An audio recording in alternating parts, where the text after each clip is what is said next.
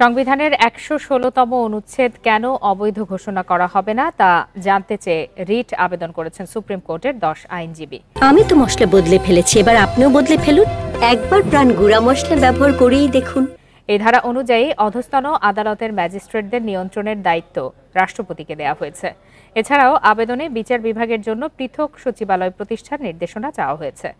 আবেদনে বলা হয়, সংবিধানের এই ধারার ফলে রাষ্ট্রপতি অধস্তন আদালতের ম্যাজিস্ট্রেটদের কর্মস্থল ও পদোন্নতির মতো বিষয়ে সিদ্ধান্ত নিতে পারেন, যার মধ্য দিয়ে মূলত রাষ্ট্রের নির্বাহী বিভাগ বিচার বিভাগের ওপর হস্তক্ষেপ করে থাকে। আবেদনকারীদের দাবি, এই অনুচ্ছেদের মাধ্যমে বিচার বিভাগে হস্তক্ষেপ করে সংবিধানের মূল কাঠামোকে ক্ষতিগ্রস্ত করা হয়েছে।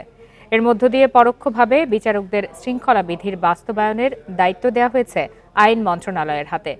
অধস্তন আদালতের ওপর আইন মন্ত্রণালয়ের নিয়ন্ত্রণের কারণে বিচার বিভাগের কর্মকর্তাগণ স্বাধীনভাবে বিচার কাজ পরিচালনা করতে পারছেন না।